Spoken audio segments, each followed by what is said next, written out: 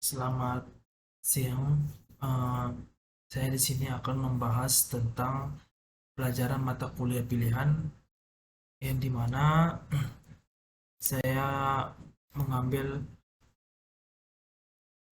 mengambil mata kuliah pilihan saya itu Engineering Design and Rapid Prototyping. Oke, sini saya ada 4 judul, ada 4 pembelajaran. Yang pertama di sini ada prototyping avionis elektronik merancang papan sirkuit. Yang kedua mempelajari tentang motor listrik dan penggerak hybrid. Yang ketiga ada pengantar manufaktur, pemotongan jet air, manufaktur, pengujian. Yang terakhir itu critical design review.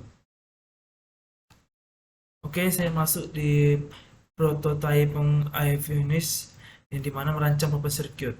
Sirkuit yang didesain diaplikasikan untuk rangkaian analog atau digital, mengaplikasikan tegangan listrik atau rendah, dialiri arus kuat atau lemah, memiliki frekuensi tinggi atau rendah, rentan terhadap gangguan, yang itu tanda kutipnya sensitif. Papan sirkuit difabrikasi dengan ketebalan 1 ons copper pada layar eksternal, dan apabila layar internal maka biasanya akan difabrikasi dengan ketebalan 0,5 ons copper. Ini adalah gambar dari papan sirkuit.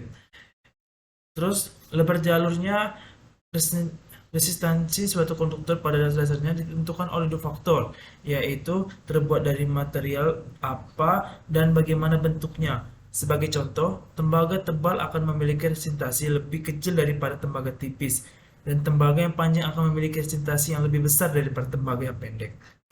Oke, setiap komponen yang akan disolder pada papan sirkuit pasti memiliki footprints. Footprints dibagi menjadi 2 jenis berdasarkan cara menempelkan pada papan sirkuit, yaitu surface mount and through hole. Salah satu kesalahan dan kelelahan umum yang tidak atau kurang diperhatikan oleh desainer papan sirkuit adalah clearance and creepback.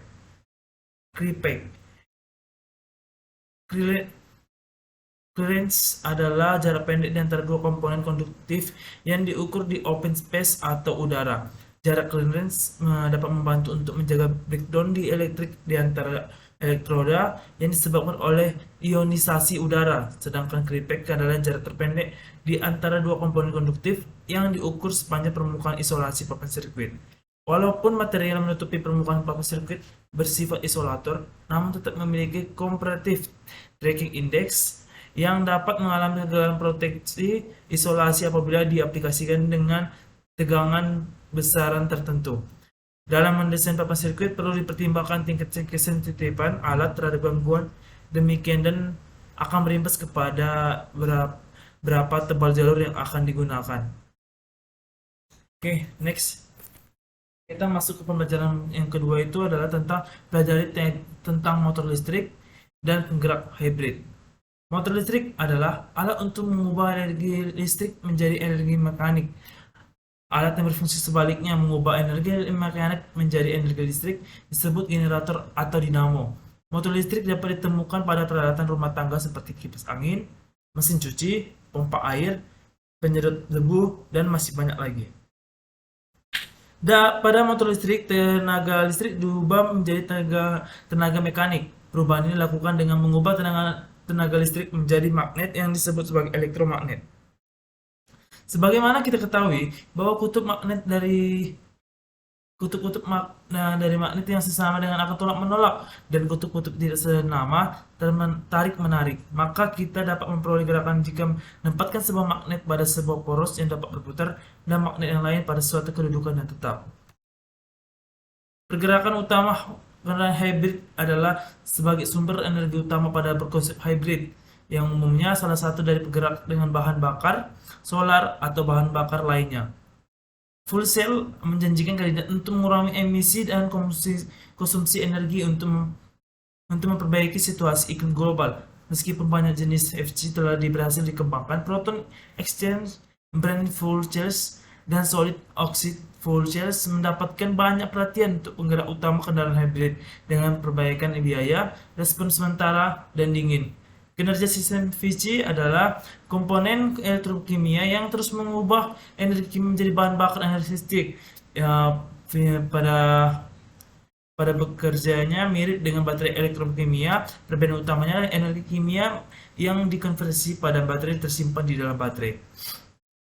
Jadi, begitu energi kimia telah diubah menjadi energi listrik, baterai harus diisi ulang atau berakhir pada masa pakainya.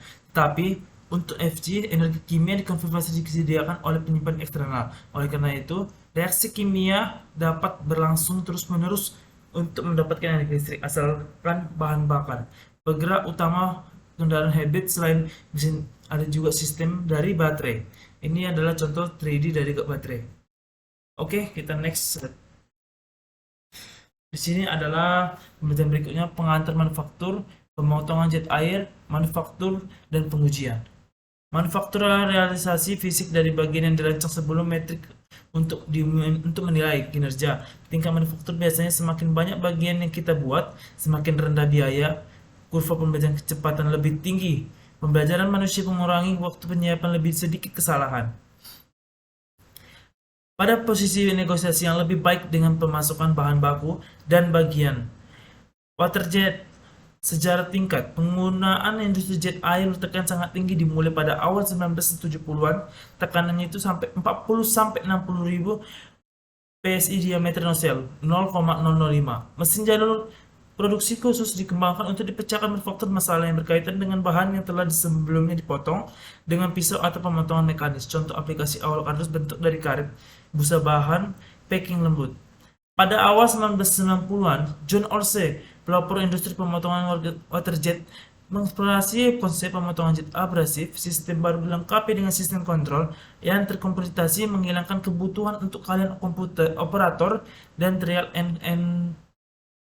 and error program. Olsen bekerja sama dengan Alex Crom menghasilkan hasil tes pemotongan dan pemotongan teoritis oleh Rhode Island Universitas, mengembangkan pemotongan waterjet abrasif yang unik. Dan pembelajaran terakhirnya adalah critical design review. Di sini adalah tinjauan desain kritis, tinjauan teknis multidisiplin yang dilakukan pada tingkat sistem dan tingkat komponen, memastikan bahwa garis dasar produk awal ditetapkan. CDR di tingkat komponen harus berhasil diselesaikan untuk setiap komponen utama sebelum melakukan CDR tingkat sistem. Ini melengkapi proses penentuan persyaratan tata teknis untuk setiap komponen yang didokumentasikan dalam spesifikasi kinerja item dari setiap komponen. Penyelesaian CDR ini memberikan dasar teknis yang baik untuk melanjutkan fabrikasi, integrasi, dan pengujian dan evaluasi pengembangan. Pada penyelesaian CDR, baseline produk awal biasanya diambil di bawah kendali konfigurasi kontraktor setidaknya sampai audit konfigurasi fisik.